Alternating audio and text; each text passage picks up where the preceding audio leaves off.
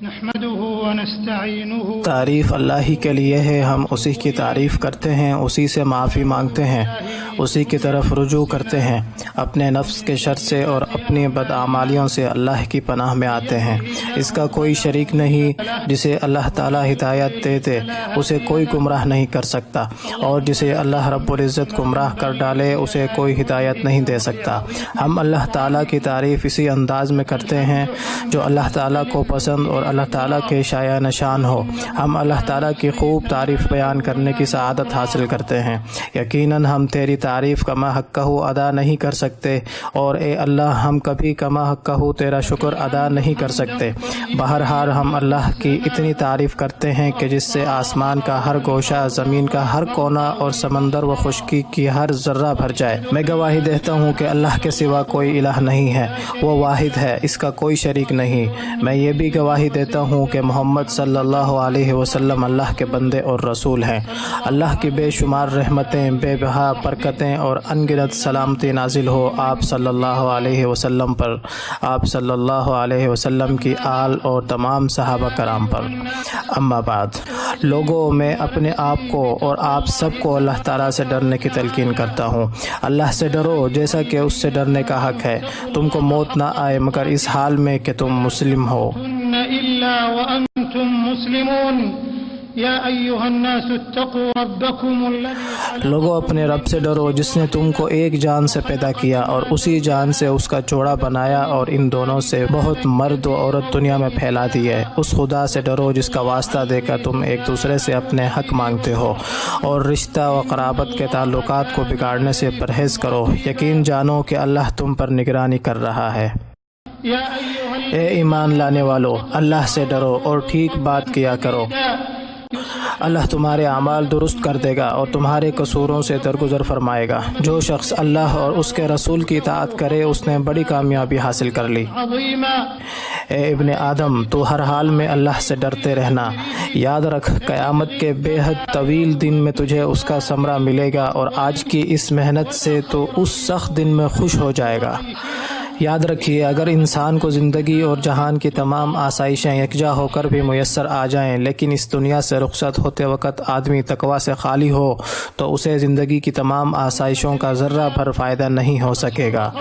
اے امت اسلامیہ، اللہ تعالیٰ نے انسان کو زمین میں ایک دوسرے کا جانشین اور خلیفہ بنا کر بے پناہ عزت اور شرف عطا فرمایا ہے۔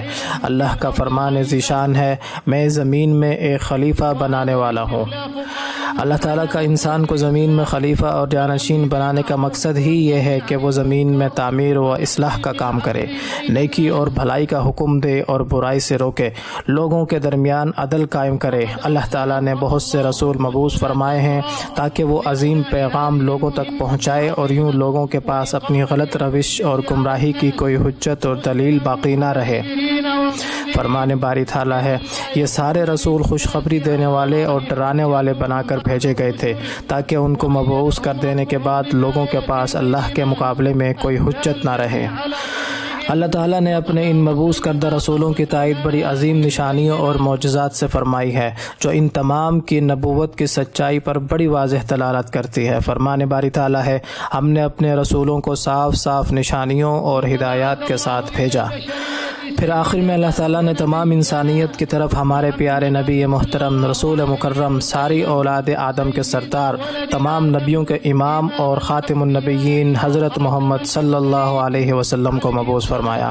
فرمان باری تعالیٰ ہے، ہم نے تمہیں گواہ بنا کر بشارت دینے والا اور ڈرانے والا بنا کر بھیجا ہے۔ داعيا إلى الله بإذنه وسراجا منيرا بعث بدين الإسلام۔ آپ صلی اللہ علیہ وسلم سچے اور کھرے دین اسلام کے ساتھ مبعوث فرمائے گئے، جس نے لوگوں کے لیے زندگی کا ہر راستہ روشن کر دیا اور خالص توحید کی طرف رہنمائی فرمائی۔ اسی کے ذریعے سے اللہ تعالیٰ نے لوگوں کو شرک کی آلودگی اور اندھیروں میں ٹامک ٹوئیاں مارنے سے بچا لیا۔ دین اسلام کے ذریعے سے اللہ تعالیٰ نے لوگوں کو اپنے جیسی مخلوق کی غلامی سے آزاد فرما کر خالق حقیقی کی غلامی سکھائی ہے۔ یوں اللہ تعالیٰ نے لوگوں کے لیے واضح ہدایت کا دروازہ کھولا اور کامیابی کی راہ کی طرف بہترین رہنمائی فرمائی ہے، تاکہ لوگ ادھر ادھر رائے گاں بھٹکنے کے بجائے اللہ تعالیٰ کی طرف یکسو ہو کر متوجہ ہو جائیں اور یوں اپنی پیدائش کا حقیقی مقصد اور تخلیق انسانی سے وابستہ اللہ کی مقدس حکمت پوری کریں۔ فرمان باری تعالیٰ ہے، میں نے جن اور انسانوں کو اس کے سوا کسی کام کے لیے پیدا نہیں کیا کہ وہ میری بندگی کریں۔ اسی طرح فرمایا، ہم نے تم سے پہلے جو رسول بھی بھیجا ہے اس کو یہی وحی کی ہے کہ میرے سوا کوئی خدا نہیں ہے، بس تم لوگ میری ہی بندگی کرو۔ دیکھیے اس آیت مبارکہ سے کس قدر توحید کی اہمیت واضح ہوتی ہے۔ دراصل توحید ہی لوگوں کے ذمے اللہ تعالیٰ کا حق ہے، اسی کے لیے رسولوں کو مبعوث کیا گیا اور اسی کی خاطر کتابیں نازل کی گئیں۔ سو اے اللہ کے بندے، اپنے یکتا خالق کے منفرد و ممتاز راستے پر یکسوئی سے گامزن ہو جا۔ میرا مطلب ہے کہ حق اور ایمان کے راہ پر یکسو ہو جا۔ اسلام دین حق لے کر آیا ہے، چنانچہ اب کسی مسلمان کو قطعاً زیب نہیں دیتا کہ وہ اس دین میں شک کرے۔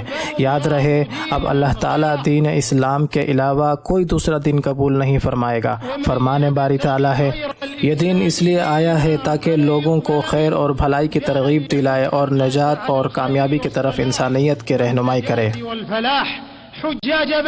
اے بیت اللہ کے حاجیوں، وہ وقت یاد کیجئے کہ جب میرے اور آپ کے عظیم نبی محمد صلی اللہ علیہ وسلم ٹھیک اسی عظیم جگہ پر قیام پذیر ہوئے تھے۔ اسی مقدس جگہ پر کھڑے ہو کر آپ نے حقوق انسانی کا واضح منشور یعنی حجۃ الوداع کا عظیم خطبہ ارشاد فرمایا تھا، جس میں آپ صلی اللہ علیہ وسلم نے دین اسلام کے بنیادی ارکان واضح فرمائے تھے اور جاہلیت کی خرافات ختم کرنے کا وعدہ اعلان فرما دیا تھا۔ اس خطبے میں رسول مکرم صلی اللہ علیہ وسلم نے لوگوں کی جانیں انتہائی محترم قرار دی تھیں۔ آپ صلی اللہ علیہ وسلم نے خطبہ ارشاد کرتے ہوئے فرمایا تھا، آج دین کامل اور مکمل ہو گیا، دین کے تمام احکام بالکل واضح ہو گئے، اللہ تعالیٰ کی نعمت پوری ہو گئی اور اللہ تعالیٰ نے اس دین کو لوگوں کے لیے پسند فرما لیا۔ وَرَضِيتُ لَكُمُ الْإِسْلَامَ دِينًا۔ اور پھر آپ صلی اللہ علیہ وسلم نے لوگوں کو الوداعی کلمات سے ایسے اشارے دیے کہ جس سے لگتا تھا یہ اس طرح کی آخری ملاقات ہے۔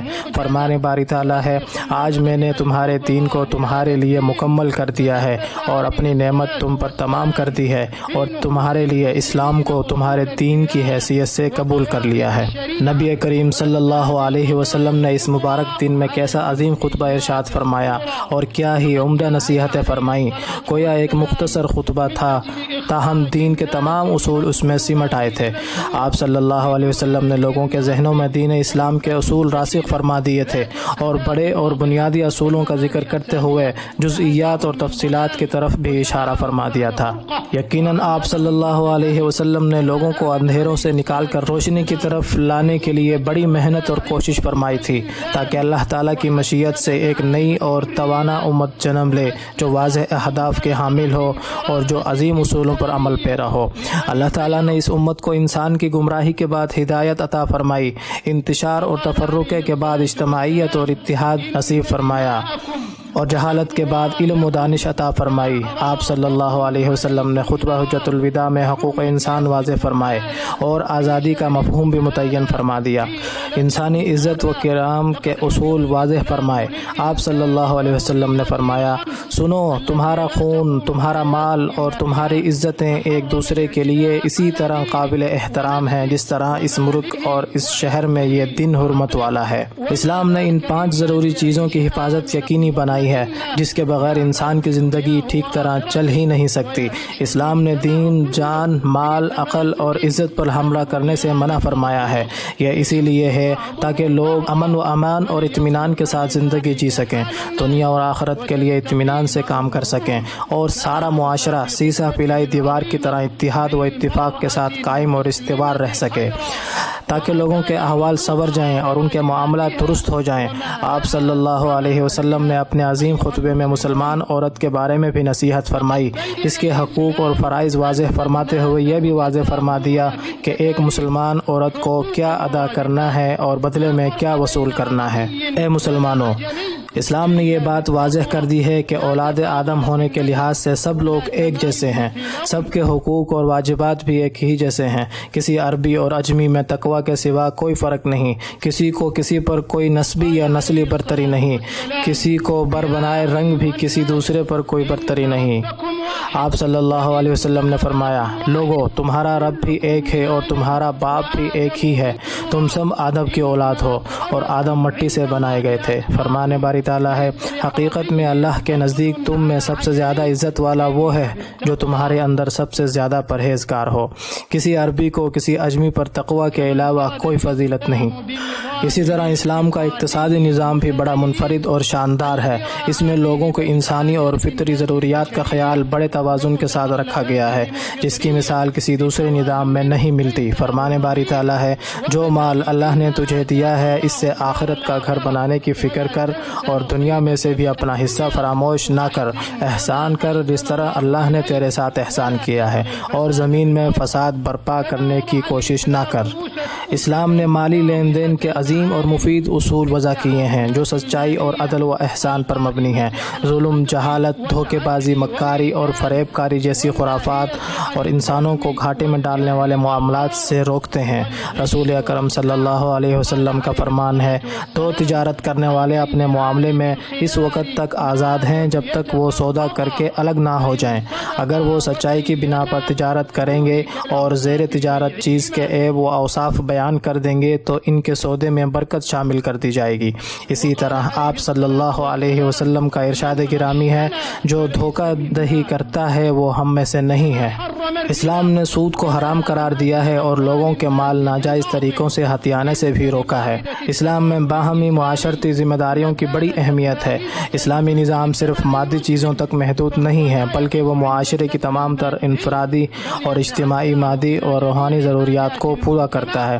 أفرادا وجماعات مادية كانت تلك الحاجات أو معنوية قال تعالى فرمان باری تعالیٰ ہے، جو کام نیکی اور خدا ترسی کے ہیں ان میں سب سے تعاون کرو، اور جو گناہ اور زیادتی کے کام ہیں ان میں کسی سے تعاون نہ کرو۔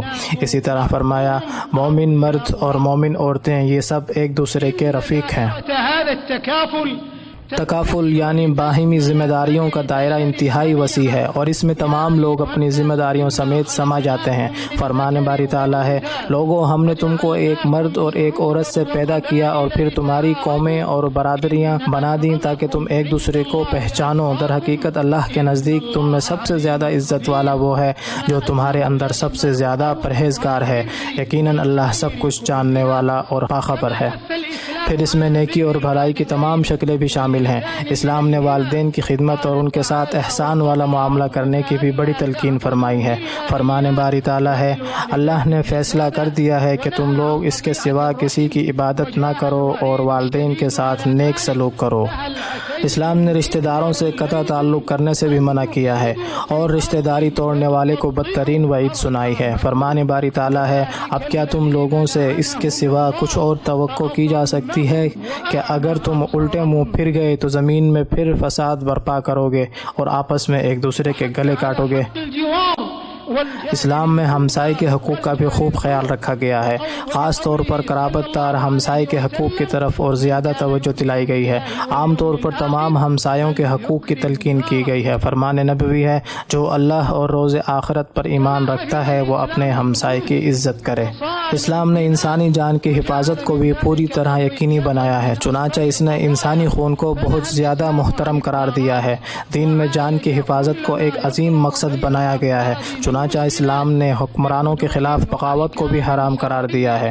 اسلام نے افراد کی تمام انفرادی اور اجتماعی مشکلات کا حل پیش کیا ہے اور ہر معاملے میں شرعی حدود و قیود واضح کر دی ہیں جو قطعی حتمتہ اور ناقابل تبدیل ہیں اور جن کو درست اور مفید ماننے پر آج کی جدید دنیا کا ہر شخص بھی مجبور ہے۔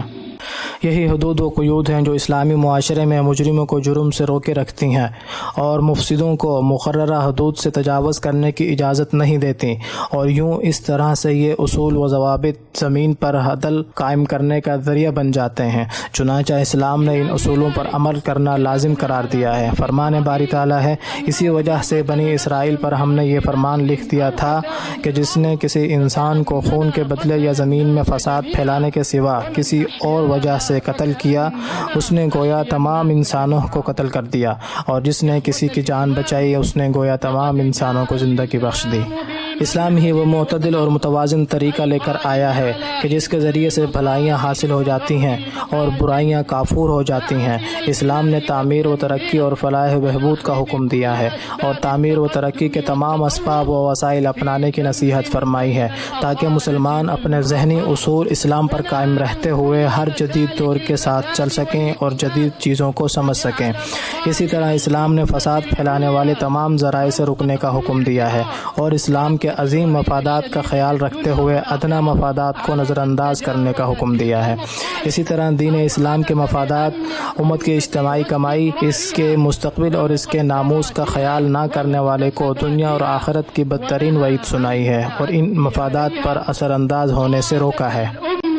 اے مسلمان حکمرانوں، اے امت اسلامیہ کے لوگوں، کیا شک ہے کہ آج ہماری امت اسلام اپنی تاریخ کے انتہائی مشکل مرحلے سے گزر رہی ہے۔ ان حالات میں ہم پر لازم ہے کہ ہم تمام اختلافات چھوڑ کر اکٹھے ہو جائیں اور دل و جذبات میں ایک دوسرے کا خیال رکھیں۔ کسی بھی معاملے میں کوئی سا بھی موقف اختیار کرنے سے پہلے باہم مشورہ کر لیں، معاملات کو دیکھنے کا انداز ایک سا کر لیں اور اپنی کوششوں کو ہم آہنگ کر لیں تاکہ یہ امت مسائل اور مشکلات حل کرنے میں کامیاب، حقیقی اعتبار سے کامیاب ہو سکے۔ ہمارے مسائل میں سب سے نمایاں مسئلہ فلسطین اور مسجد اقصیٰ کا مسئلہ ہے۔ اسی طرح شام، عراق، یمن اور دیگر ممالک میں ہمارے بھائیوں کی خستہ حالت زار بھی سب کے سامنے ہے۔ اس وقت ہم سب کو سب سے بڑھ کر باہم مل بیٹھنے کی ضرورت ہے، اکٹھے بیٹھ کر اپنے معاملات پر توجہ دینے کی ضرورت ہے، ایک دوسرے کو بھلائی کی نصیحت کرنے کی ضرورت ہے تاکہ اخوت اسلامیہ کا اخوت و اتحاد اور یکجہتی و وحدت کا رنگ نظر آ سکے۔ یقیناً ہم سب مسلمان آپس میں بھائی ہیں۔ ہمیں اچھی طرح ذہن نشین کر لینا چاہیے کہ معاشرے کی اصلاح، امت کی فلاح، امن و امان کی بقا اور وحدت کی ضیاء حکمرانوں کے ساتھ عوام کے تعاون پر موقوف ہے، حکمرانوں کے گرد جمع ہونے پر اور حکمرانوں کا ہاتھ بٹانے پر منحصر ہے۔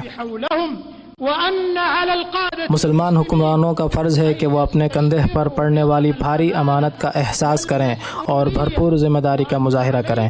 وہ ذہن نشین کر لیں کہ اختلافات اور نزاع کا باعث بننے والے تمام جدید مسائل کو حل کرنا ان کی ذمہ داری ہے اور انہیں حل کرنے کا بہترین طریقہ باہم مذاکرات اور باہمی تعاون، مشورہ، عدل اور ظلم کا خاتمہ ہے۔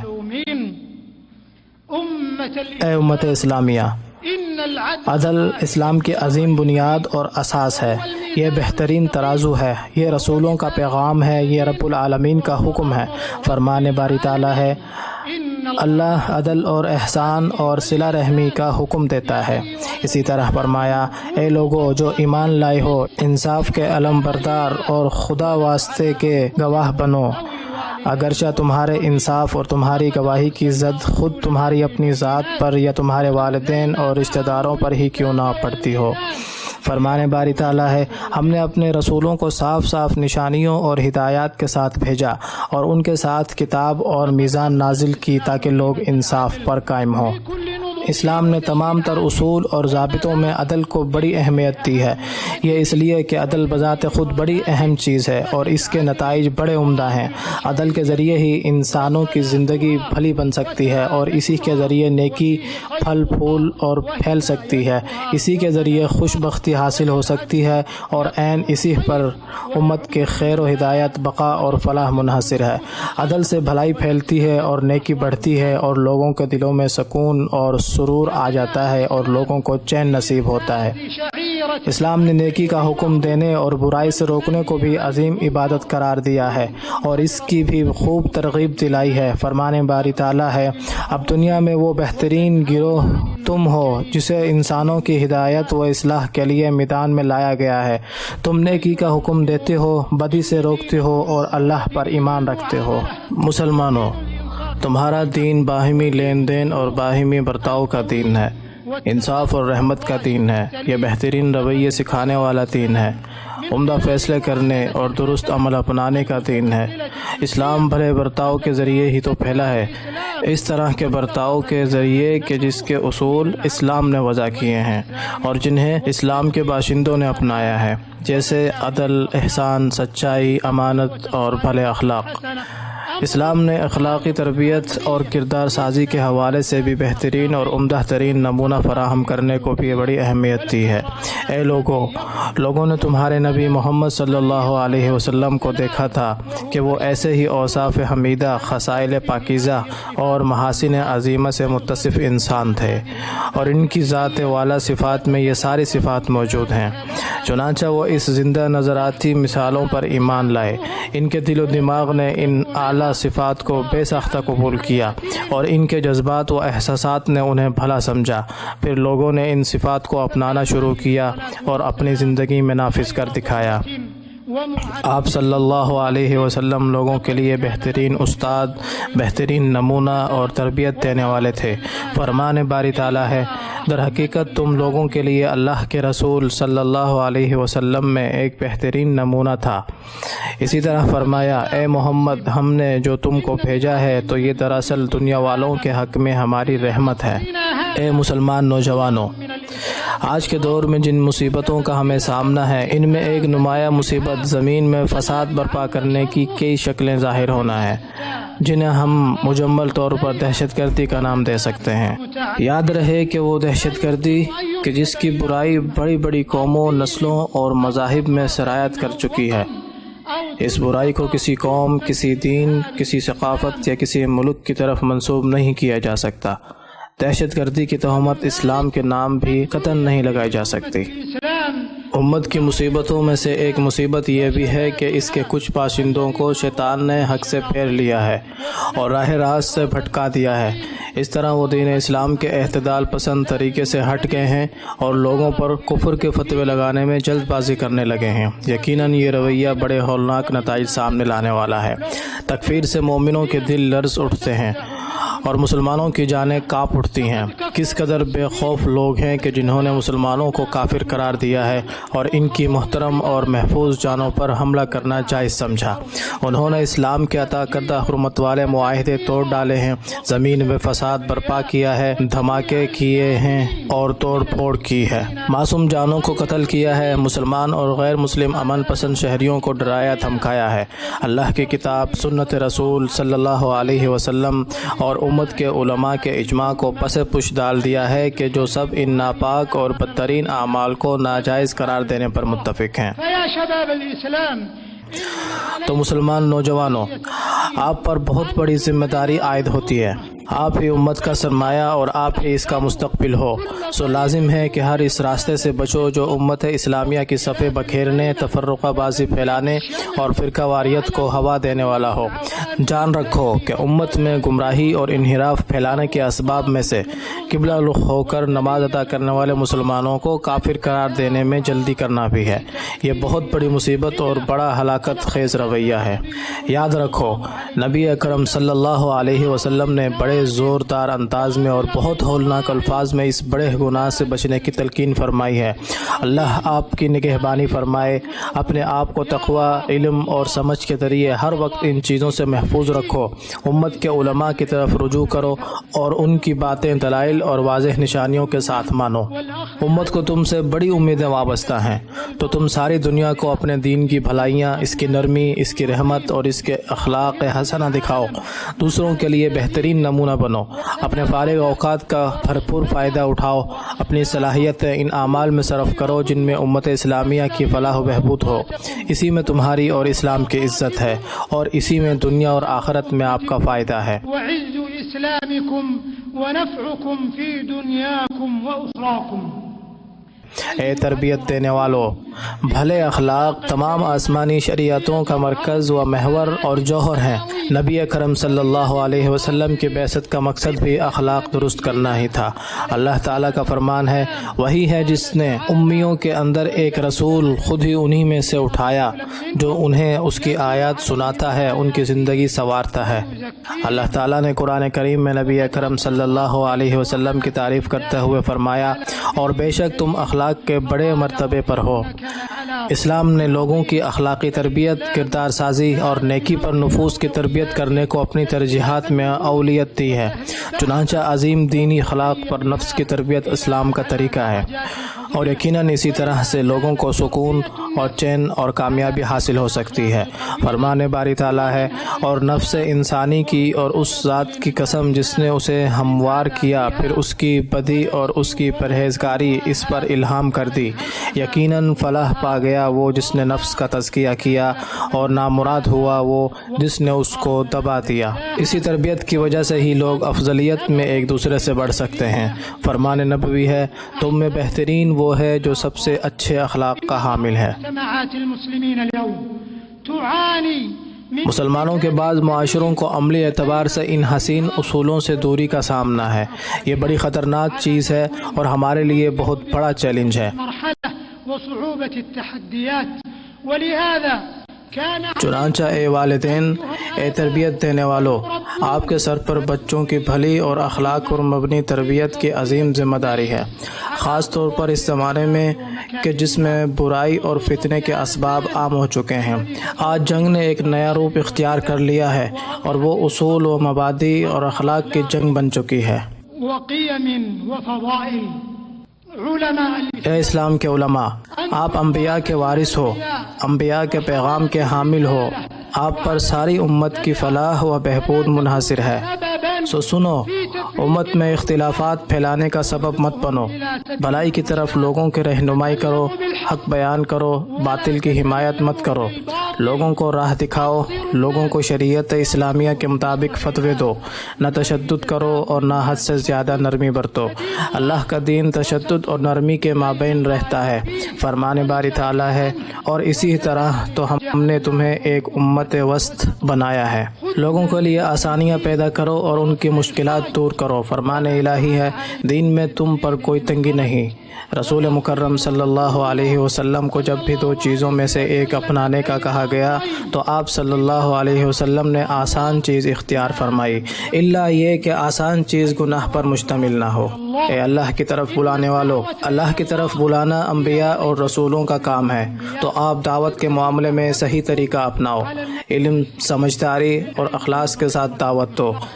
ادعو الى سبیل ربک بالحکمت والموعظۃ الحسنہ۔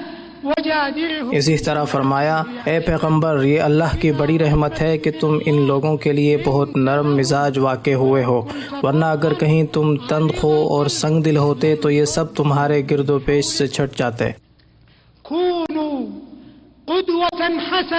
دوسروں کے لیے اچھا نمونہ بنو، جنہیں دعوت دے رہے ہو ان پر رحم کرو، بھلے انداز سے گفتگو اور بحث کرنا آپ کی دعوت کا اسلوب ہونا چاہیے۔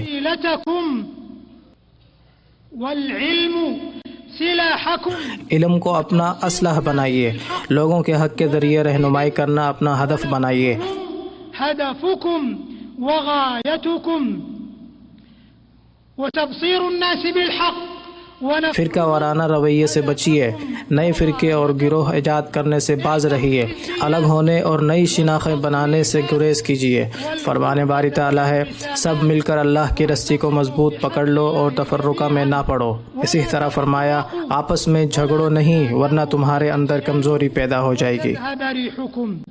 یا رجال الاعلام، اے میڈیا کے لوگوں، اے سوشل میڈیا کے حاملوں، میڈیا کے ذرائع اور میڈیا کی سائٹس کو دین کے فائدے کے لیے، اس کا دفاع کرنے کے لیے برتو۔ اس کی خیر اور بھلائیاں بیان کرنے میں میڈیا استعمال کرنے کا اہتمام کرو۔ الفاظ کے استعمال میں ذمہ داری کا مظاہرہ کرو، اپنی بات پر قائم رہنا سیکھو اور سچائی سے کام لو۔ قلم کی ذمہ داری کو سمجھو، حقیقت پسندی سے کام لو، بامقصد طریقہ تحریر اپناؤ۔ ہلچل مچانے والی تحریروں سے، افواہوں سے اور تنقید برائے تنقید سے دور رہو۔ ان ذرائع کو بنانے والا بناؤ، بگاڑنے والا نہ بناؤ، جمع کرنے والا بناؤ، تفرقہ پھیلانے والا نہ بناؤ، قوت پھیلانے والا بناؤ، کمزور کرنے والا نہ بناؤ۔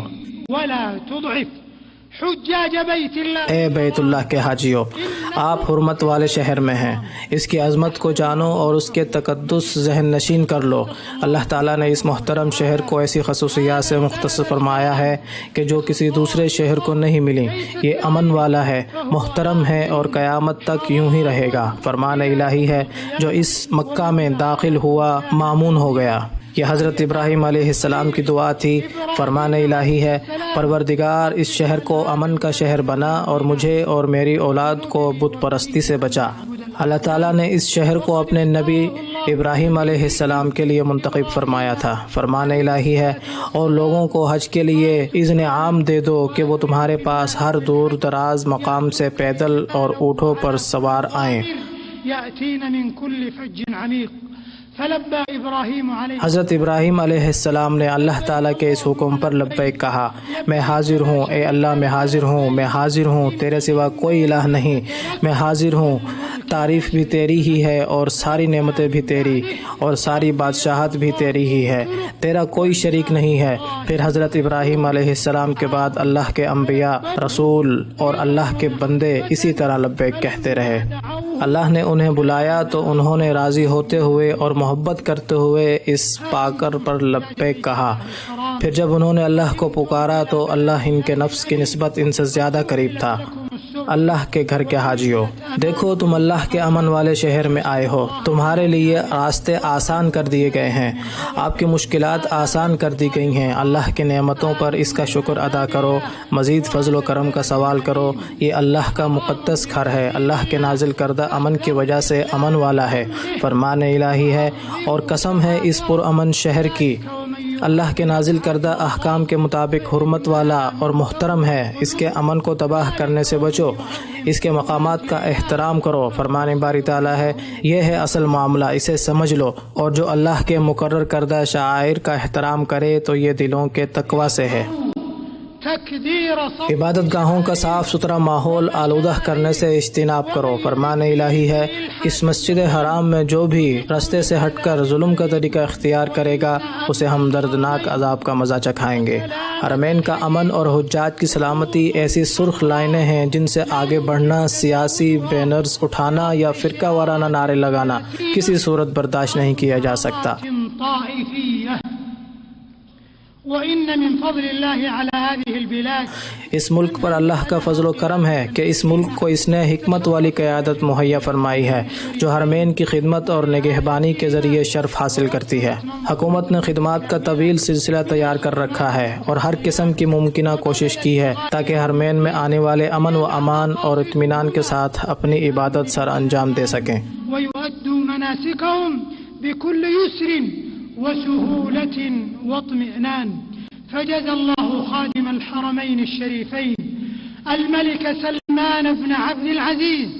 اللہ تعالی ہمارے حاکم سلمان بن عبدالعزیز کو اسلام اور مسلمانوں کی خدمت پر جزائے خیر عطا فرمائے اور اس کی کاوشوں کو بابرکت بنائے، اس کے تمام کاوشوں کو اس کے لیے باعث اجر و ثواب بنائے اور اسے صحت و عافیت سے نوازے۔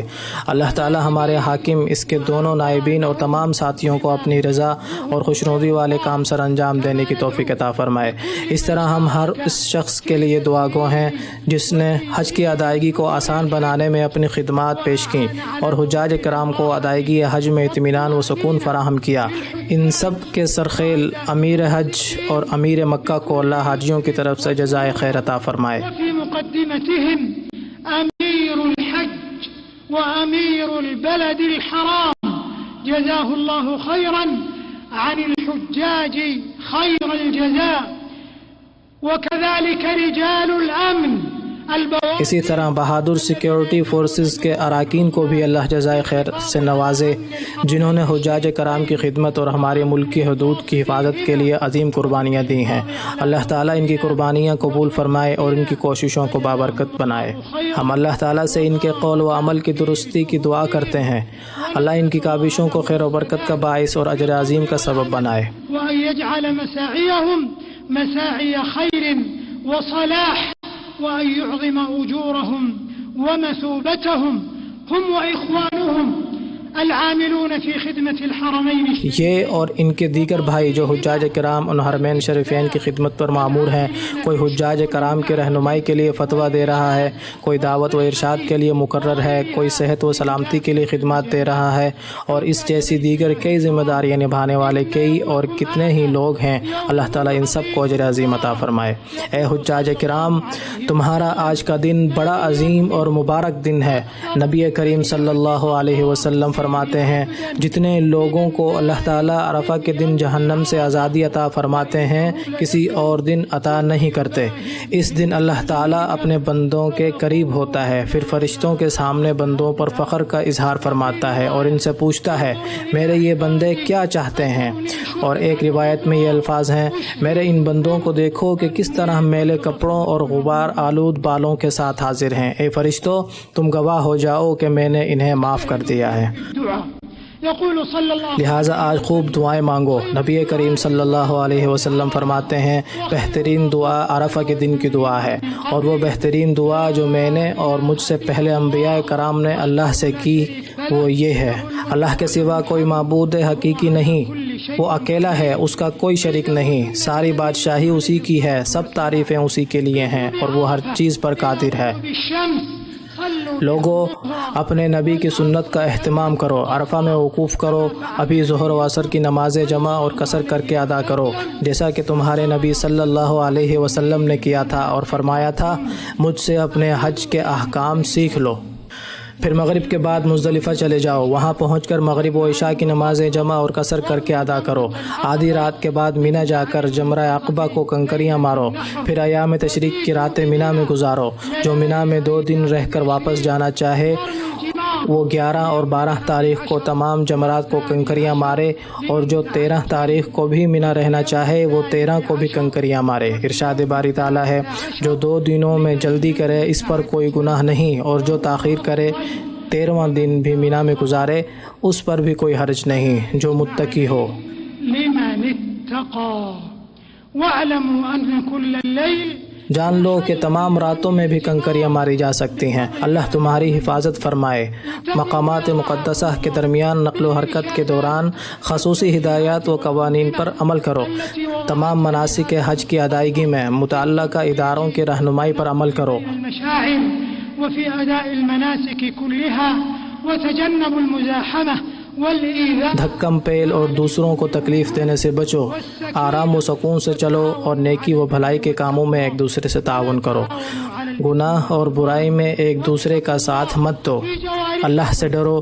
اپنی زبان اور دیگر اعضاء کو کنٹرول میں رکھو. صبر، حوصلے، خوشخبری اور حسن ظن سے کام لو. شکست خوردگی، مایوسی اور نا امیدی سے بچو، کیونکہ اللہ کا دین ہی کامیاب ہے اور اللہ اپنے دین کا، شہروں کا اور بندوں کا محافظ ہے. الله حافظ دينه وبلاده وعباده والعزة لله. عزت اللہ، اس کے رسول اور مومنوں کے لیے ہے، اور اللہ اپنے امر پر غالب ہے لیکن اکثر لوگ نہیں جانتے. لا يعلمون. عباد الله، اللہ کے بندو، تمہارا بہترین عمل، اللہ کے ہاں نہایت پاکیزہ اور درجات کو بلندی دینے والا عمل، اللہ کے رسول مصطفیٰ صلی اللہ علیہ وسلم پر کثرت سے درود و سلام بھیجنا ہے. جیسا کہ ارشاد ربانی ہے اللہ اور اس کے فرشتے نبی پر درود بھیجتے ہیں. اے ایمان والو، تم بھی اس پر درود و سلام بھیجو. اے اللہ، اپنے نبی اور بندے ہمارے پیارے رسول محمد صلی اللہ علیہ وسلم پر درود و سلام بھیج. اے محمد صلی اللہ علیہ وسلم کی سفارش چاہنے والوں، نبی پر درود و سلام بھیجو. اس وقت تک درود و سلام بھیجتے رہو کہ جب تک حج کرنے والے لبیک پکارتے ہیں. اللہ ذوالجلال نبی علیہ السلام پر اپنی بے شمار رحمتیں اور برکتیں نازل فرمائے. أو تحلل محرم. وارض اللهم عن خلفائه الراشدين. اے اللہ، اپنے نبی کے خلفائے راشدین ابو بکر، عمر، عثمان اور علی اور تمام صحابہ کرام سے راضی ہو جا. تابعین کرام اور تا قیامت نیکی میں ان کے نقش قدم پر چلنے والوں سے راضی ہو جا. اے ارحم الراحمین، اپنے فضل و کرم سے ہمیں بھی معاف کر دے اور ہم سے راضی ہو جا. اے اللہ، اسلام اور مسلمانوں کو عزت و غلبہ عطا فرما. اے اللہ، اسلام اور مسلمانوں کو غلبہ دے دے. واحمي حوزة الدين اسلام کی حفاظت فرما، کلمہ حق اور دین اسلام کو سر بلند کر دے، حجاج کرام اور عمرہ کرنے والوں کو سلامتی عنایت فرما۔ اے اللہ ملت اسلامیہ کو ہر بھلائی کی توفیق عطا فرما۔ اے اللہ مومن مردوں اور عورتوں، مسلمان مرد و خواتین کو معاف فرما دے، ان کے دلوں کو جوڑ دے، ان کے باہمی جھگڑے ختم فرما دے، انہیں ہدایت کی راہوں پر گامزن فرما، انہیں ان کے دشمن اور اپنے دشمن پر غلبہ عطا فرما، انہیں ظاہری اور باطنی فتنوں اور برائیوں سے محفوظ فرما۔ اے اللہ دکھیوں کے دکھ دور فرما، پریشان حال لوگوں کی پریشانیاں دور کر دے، مقروضوں کے قرض ادا کر دے، ہمارے اور مسلمانوں کے مریضوں کو شفا عطا فرما دے۔ اے اللہ مسلمانوں کے دلوں کو اپنی اطاعت پر ثابت رکھ، انہیں شریر لوگوں کے شر سے بچا۔ اے اللہ ہمیں ہمارے وطنوں میں امن و امان عطا فرما۔ اے اللہ ہمارے ائمہ کرام اور حکمرانوں کی اصلاح فرما۔ اللهم اصلح ائمتنا وولاة امورنا اللهم یا منان یا دیان یا منان یا دیان، ہمارے حاکم سلمان اور اس کے دونوں نائبین کو ہر خیر و بھلائی کی توفیق عطا فرما۔ اے ذوالجلال والاکرام، انہوں نے حرمین شریفین، مقامات مقدسہ اور حجاج کرام کے لیے جو خدمات سر انجام دی، انہیں قبول فرما، انہیں ان کے میزان حسنات میں شمار فرما۔ اے اللہ اے ذوالجلال والاکرام، اس ملک کے امن و سکون، خوشحالی، عقیدے اور حاکموں کی حفاظت فرما۔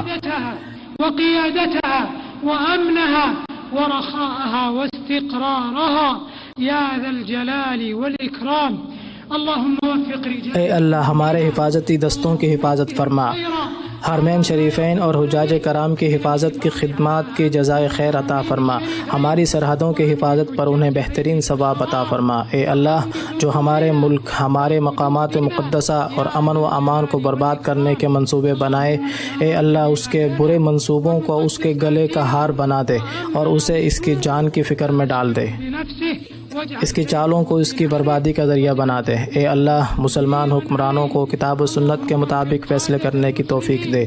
اے اللہ امت اسلامیہ کی حالت زار بدل دے اور انہیں کتاب و سنت پر جمع کر دے۔ اللهم اكشف الغمة عن هذه الأمة واجمعهم على الكتاب والسنة يا ذا العطاء اے فضل و کرم اور عطا کرنے والے، اللهم اجعل حجنا مبرورا اے اللہ ہمارے حج کو حج مبرور اور ہماری سعی کو مقبول سعی بنا دے، ہمارے گناہ معاف فرما دے۔ اے ارحم الراحمین، اے اللہ ہمارے حاکم کو تمام اقوال و اعمال میں توفیق اور درستی عطا فرما۔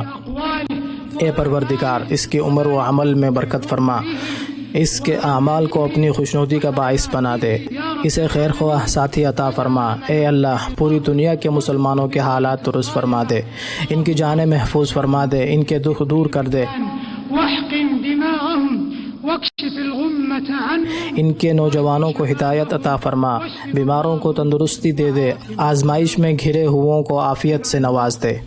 بندگان الہی واجب الشکر والدعاء ہمارے عظیم مفتی اور جلیل القدر عالم کا شکریہ ادا کرنا اور ان کے لیے دعا کرنا واجب ہے، علمائنا من وقف على هذا جنہوں نے 35 سال تک اس منبر سے خطبہ حج ارشاد فرمایا، انہوں نے 35 سال امت کی رہنمائی کی اور ان سے خیر خواہی کا فریضہ ادا کیا۔ ناصحا للأمة فجزاه الله خيرا اللہ انہیں جزائے خیر عطا فرمائے، انہیں ڈھیروں ثواب دے، ان کی عمر، علم اور عمل میں برکت دے۔ وعمله وخلفه اللهم ما قسمت في هذا اليوم العظيم اے اللہ تو نے آج کے اس عظیم دن میں جتنی خیر و برکت، صحت و سلامتی، وسیع رزق اور جہنم سے آزادی رکھی ہے، ہمیں اس سے خوب سرفراز فرما اور ہمیں ان خوش نصیبوں میں شامل فرما جن کی بدولت تو اپنے فرشتوں کے سامنے فخر کا اظہار فرماتا ہے اور کہتا ہے جاؤ میں نے تمہیں معاف کیا۔ اللهم احقن دماء المسلمين اللهم انصر اے اللہ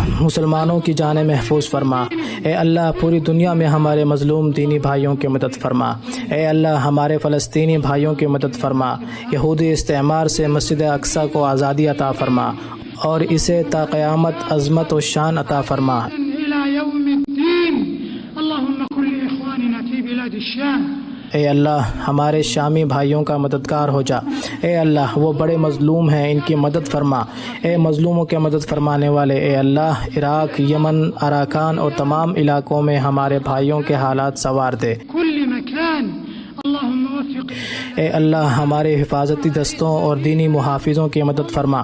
اے اللہ ہمارے ملک کی مدد فرما اور ہمارے ملک کو امن و امان کا گہوارہ بنا۔ تمام اسلامی ممالک کو امن و سکون عطا فرما۔ اے ہمارے رب ہمیں اور ہمارے ان سب بھائیوں کو بخش دے جو ہم سے پہلے ایمان لائے ہیں۔ غلا للذین آمنوا ربنا انک رؤوف رحیم ربنا آتنا۔ اے ہمارے رب ہمیں دنیا میں بھی بھلائی دے اور آخرت میں بھی بھلائی عطا فرما اور آگ کے عذاب سے ہمیں بچا۔ اے ہمارے رب ہم سے یہ خدمت قبول فرما لے، تو سب کے سننے اور سب کچھ جاننے والا ہے۔ اے اللہ ہمارے والدین، ہمارے اجداد اور تمام مسلمان مرد و خواتین کی بخشش فرما۔